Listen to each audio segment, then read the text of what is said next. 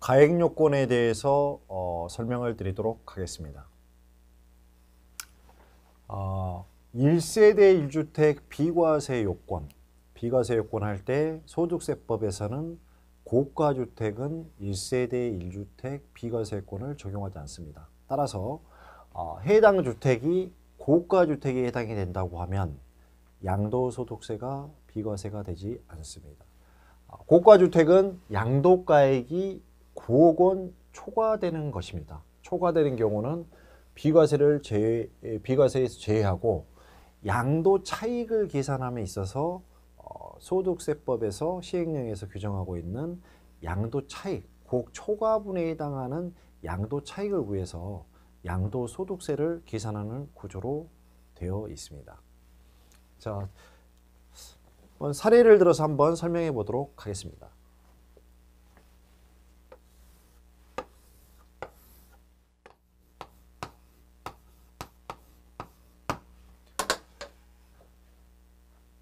자, 사례를 한번 들어보겠습니다. A주택이 있습니다. A주택은 2분의 1씩 소유를 하고 있습니다. 소유를 하고 있는데 갑이 2분의 1, 그 다음에 을의 지분이 2분의 1입니다. 합치면 A의 주택가는 총 10억 원이 되는 것입니다. 총 15억 원이 되는 거고 갑은 2분의 1이기 때문에 5억. 그 다음에 을도 마찬가지로 지분이 2분의 1이기 때문에 5억 원입니다. 이때 갑 양도소득세를 계산함에 있어서 양도가액이 5억 원이기 때문에 이 주택이 고가주택에 해당되는지 안 되느냐에 따라서 비과세 여부가 판단이 될 것입니다. 지분가액으로 따지면 5억 원이기 때문에 양도가액이 소유자별로 따지면 양도가액이 9억 원 이하면 고가주택에 해당이 안 됩니다. 을도 마찬가지입니다.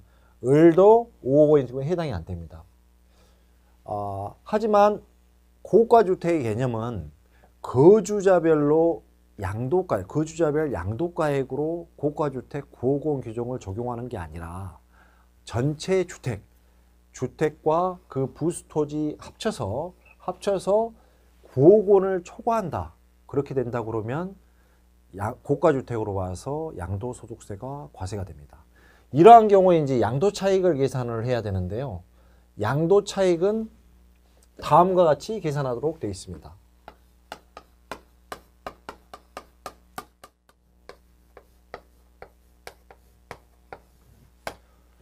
자, 이 주택의 취득가액을 당초에 6억 원에 취득했는데 갑이 3억 원, 을이 3억 원을 지급을 해서 6억 원에 취득했다고 가정을 하겠습니다. 그렇게 따지면 양도차익 계산할 때 양도소득세는 거주자별로 계산하기 때문에 갑의 양도차익은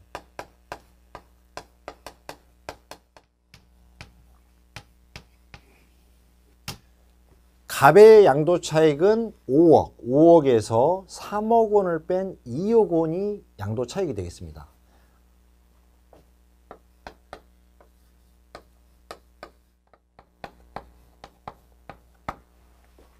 자, 양도차익은 어떻게 계산하냐? 거주자별로 양도차익을 계산하기 때문에 갑의 양도차익을 구할 때 갑은 5억 원이 양도가액이 되고 취득가액은 3억 원이 됩니다. 따라서 2억 원이 양도차익이 되니까 원래는 2억 원에 대해서 양도소득세를 내야 되는데 9억 초과되는 부분에 대해서만 양도차익을 계산하기 때문에 이 고가주택을 2년 이상 보유하고 그다음 취득 당시에 조정 대상 지역이라고 그러면 전세대원이 2년 이상 거주를 했다고 그러면 그때는 양도차익을 2억 원 곱하기 양도가액, 전체 양도가액, 고가주택은 전체로 따진다 그랬습니다. 전체 양도가액분에 전체 양도가액 마이너스 9억 원, 9억 초과되는 부분입니다. 이게 10억 원분의 1억 원이기 때문에 10%가 해당이 되는 거고 원래는 2억 원의 양도차익에 대해서 갑이 양도차익을 계산해야 되는데 고가주택, 1세대 1주택 고가주택에 해당되기 때문에 2천만 원이 고가주택 양도차익이 되겠습니다.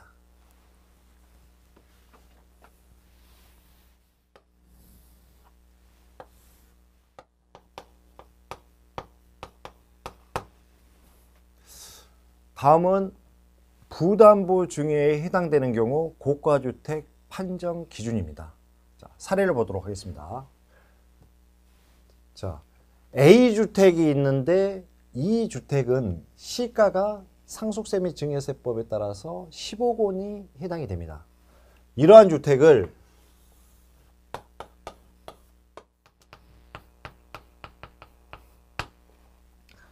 자, 부담부 증여란 이야기는 증여로 넘기는데 당해 증여재산에 담보된 채무를 수중자에게 인계하는 조건으로 넘기는 게 이제 부담부 증여에 해당이 됩니다. 자, 이 경우에 보면은 당초에 이제 무상으로 넘겼다고 그러면 증여세 할 때 시가가 10억 원이 되니까 증여재산까지 15억 원이 됩니다.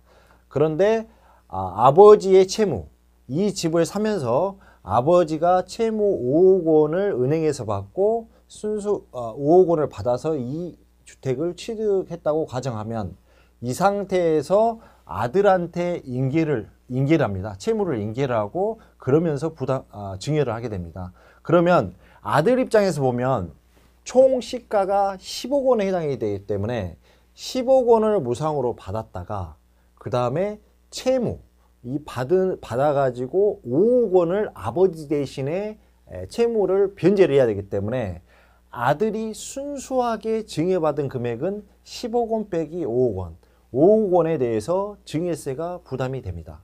그러면 채무 5억 원을 어떻게 볼 것이냐? 채무 5억 원은 A 주택을 아버지가 아들한테 증여를 했기 때문에 아버지 입장에서는 부동산을 넘기면서 5억 원이라는 채무가 면제가 됐습니다. 그러니까 아버지 입장에서는 채무 측면에 봤을 때는 이득이 생기는 겁니다. 그러니까 유상으로 5억 원이 아버지 입장에서는 넘어갔기 때문에 아버지의 채무는 면제가 됐고 그 다음에 아들의 채무는 올라가는 거 되기 때문에 아버지 입장에서는 채무 면제 5억 원에 대해서 양도소득세 납세 의무가 있는 것입니다.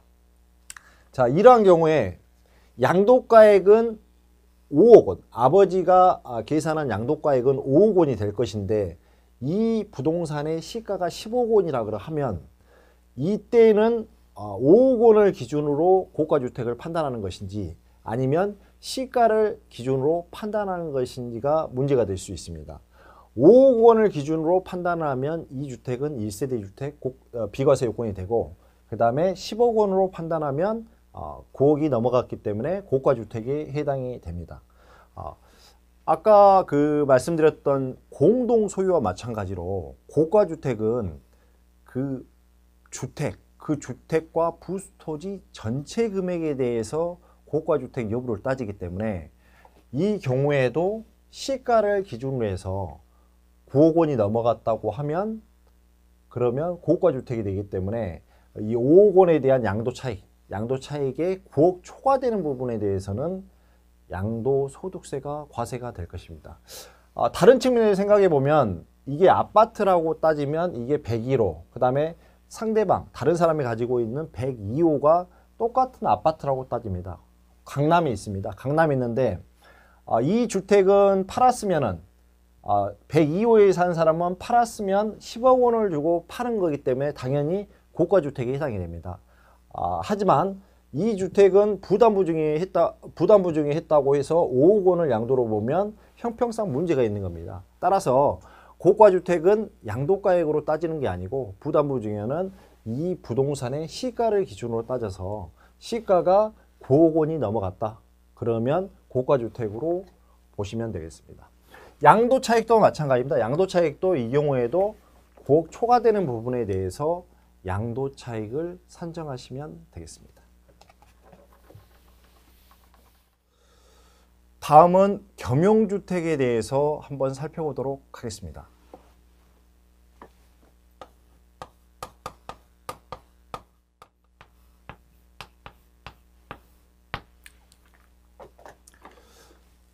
자, 다음은 겸용주택의 고가주택에 대해서 한번 살펴보겠습니다. A주택이 있습니다. 이 주택은 양도가액이 12억 원입니다. 1층은 상가, 2층은 주택, 3층 주택, 4층 주택.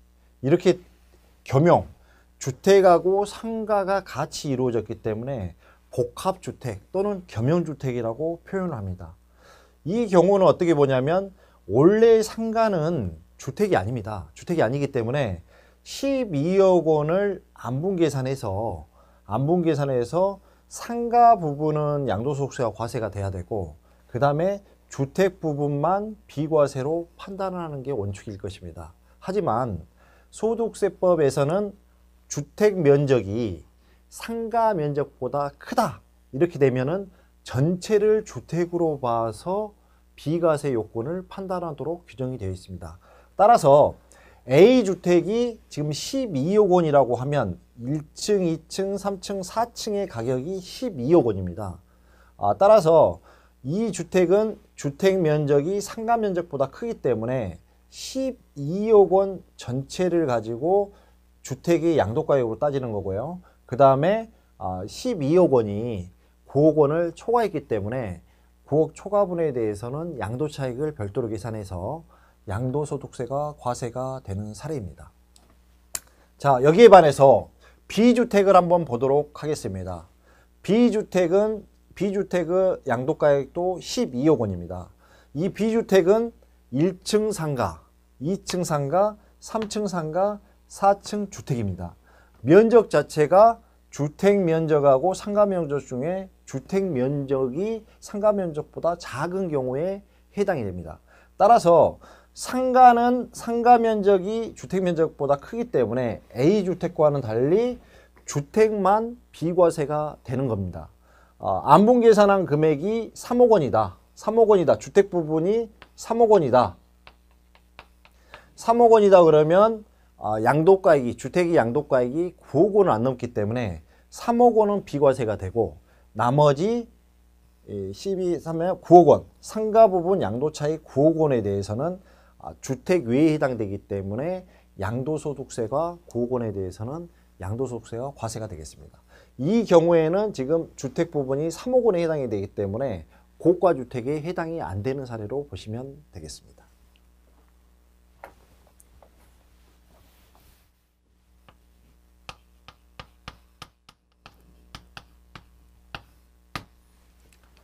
자, 주택 부수 토지에 있어서 고가주택을 판단하는 방법을 한번 보도록 하겠습니다. 사례가 이렇습니다. 갑이 소유하고 있는 주택은 지금 50제곱미터, 주택 정착면적은 50제곱미터입니다. 그리고 이 지역은 지금 도시지역에 있습니다. 주거지역에 있다고 가정을 하겠습니다. 그리고 주택 부수 토지는 500제곱미터입니다. 도시지역이기 때문에 울타리가 있다. 울타리가 있다 하더라도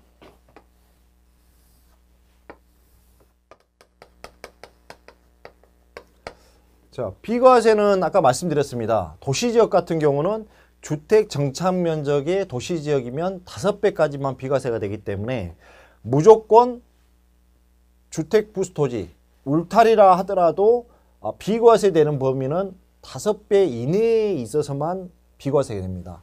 나머지 250에 대해서는 양도소득세가 과세가 됩니다. 이 경우에 있어서 고가주택에 해당되냐 안 되냐 이 부분이 문제가 될 수가 있습니다. 비과세 범위까지 합쳐서 고가주택을 따지는 건지 아니면 울타리 기준으로 해서 주택 부수 토지면 전부 다 따져서 이 가액이 9억 원이 넘어가면 고가주택이냐 이 부분을 볼 수가 있는데요. 고가주택을 따질 때에는 전체 부수 토지 5배, 10배 이내 여부와 관계없이 울타리를 기준으로 해서 전체 면적을 기준으로 해서 이 주택하고 주택 부수지인 500제곱미터 그 금액 자체가 9억 원이 넘어가면 그때는 고가주택에 해당이 되겠습니다.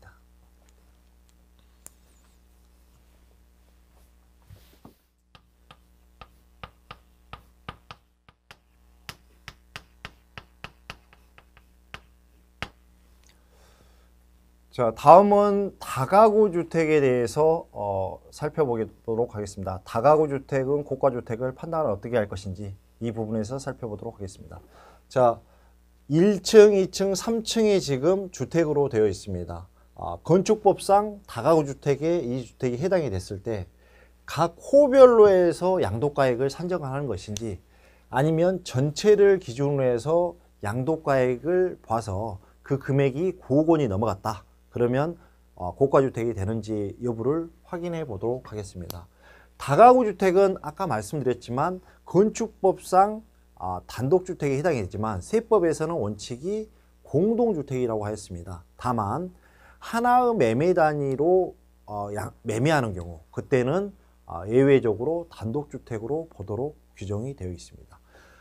이 주택을 하나의 매매 단위로 양도를 했다. 하나의 매매 단위로 양도했다 그러면 전체 가액, 단독으로 보기 때문에 전체 가액을 기준으로 해서 9억 원이 넘어가면 그때는 9억 원이 넘어가면 그때는 고가주택에 해당이 되는 거고, 만약에 하나의 매매 단위가 아닌 호별로 해서 호별로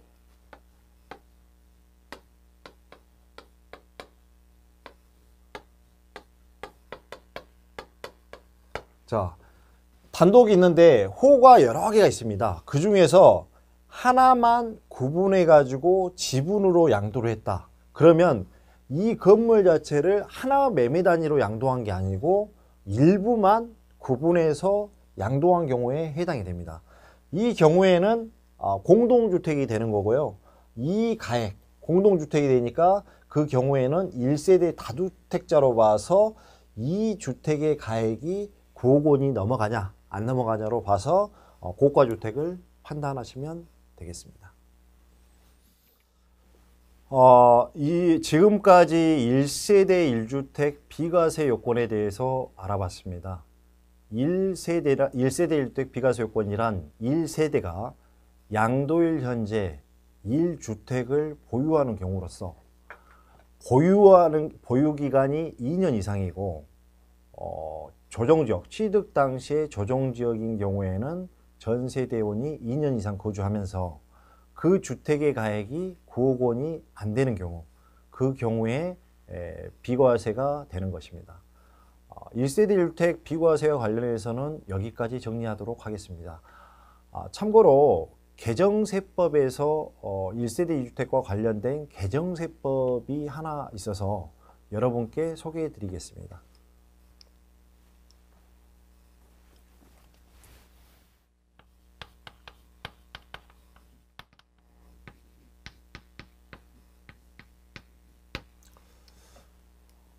자, 개정세법 2021년 1월 1일 이후부터 적용되는 개정세법을 소개해 드리겠습니다. 보유기간과 관련해서 소개시켜 드리겠습니다. 지금 현재의 현행 법률로서는 다주택자가 주택을 가지고 있다. 예를 들어서 1세대 3주택을 가지고 있다. 그러면 첫 번째 양도한 주택은 1세대 3주택으로서 양도소득세가 과세가 되고, 그 다음에 두 번째, 두 개 남아서 그 중에 하나를 팔면 1세대 2주택자로 해서 양도소득세가 과세가 됩니다. 그리고 나머지 하나의 주택이 남아 있었을 때 그 주택의 보유기간은 당초 취득일로부터 양도일까지가 2년 이상이면 비과세 규정이 적용이 됩니다. 그러니까 A, B, C 세 주택이 있다고 하면 보유기간이 겹치는 기간이 비록 있다 하더라도 마지막 1주택을 보유하는 경우는 그 주택의 당초 취득일로부터 해서 양도일까지 비과세 여부를 판단하면 됩니다. 하지만 이제 개정세법 2021년 1월 1일 이후에 양도하는 주택부터는 그렇게 보유기간을 산정하는 게 아니고 다음과 같이 산정을 한다고 합니다. 다음과 같이 산정을 합니다. A주택은 2000년 1월 4일 날 취득해서 2021년 4월 달에 양도를 했고, B주택은 2006년도 3월 2일 날 취득해서 2021년 1월 달에 양도를 합니다. C주택은 2010년도 3월 달에 취득해서 2021년 2월 달에 양도를 합니다. 자, B주택 먼저 양도가 이루어졌기 때문에 B주택 양도할 당시에는 A, B, C주택이 모두 존재를 합니다. 따라서 1세대 3주택으로서 이 B주택은 양도가 해당이 됩니다. 양도소득세와 과세가 됩니다. 자, B주택을 판 다음에 C주택을 한 달 뒤에 양도를 하게 됩니다. 양도를 했을 때는 이 주택도 마찬가지로 이주택 양도 당시에 A주택과 C주택이 있기 때문에 이 경우에 C주택을 양도로 하면 이것도 1세대 2주택으로서 양도소득세과 과세가 됩니다. 개정된 세법은 이제 A주택에 관한 것입니다. B주택하고 C주택이 양도가 됐기 때문에 A주택 하나가 남았습니다. 따라서 2001년도 1월 4일 날 취득해서 그 다음에 2021년도 4월 달에 양도한 주택은 현행 법에서는 취득일로부터 양도일까지 2년 이상이 넘어갔기 때문에 비과세 규정이 됩니다. 즉 중복되는 기간을 감안 안 하고 이 주택의 취득 시점부터 양도 시점까지 보유기간을 산정을 하는데 2021년 1월 1일 이후 양도부터는 최종주택 이 사례에서는 A, B, C에서 B주택이 먼저 양도하고 그 다음에 C주택이 양도가 됐기 때문에 이 주택이 A주택 팔았을 때 최종 양도주택은 이주택입니다. 2021년 2월 달에 양도한 시점, 마지막에 양도한 시점부터 A주택을 양도한 시점, 이때까지 따져서 2년 이상이 넘어야 된다는 겁니다. 따라서 A주택이 비과세를 받기 위해서는 최종주택인 C주택 2021년 2월 달부터 2년을 경과해서 2023년 2월 이후에 A주택을 양도하는 경우에 1세대 1주택 비과세가 적용되도록 개정세법에서 적용되도록 소득세법이 개정됐음을 여러분께 소개해 드립니다.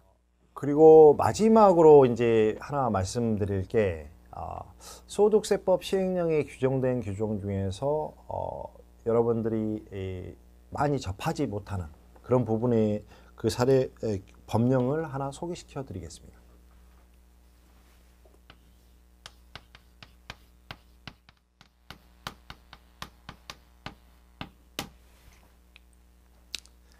자, 소득세법 시행령 1세대 1주택 비과세 규정을 보면 이런 규정이 나옵니다. 비거주자가 3년 이상 보유했고 그 주택에서 거주한 상태로 거주자로 전환된 경우는 비거주자 상태에서 보유한 기간과 거주자 상태에서 보유한 기간을 합하여서 비과세 요건을 판단한다. 이 규정이 있습니다. 이 규정을 보면 언뜻 이해가 안 가는데요. 한번 조세심판원 판례를 기준으로 해서 말씀을 드리도록 하겠습니다.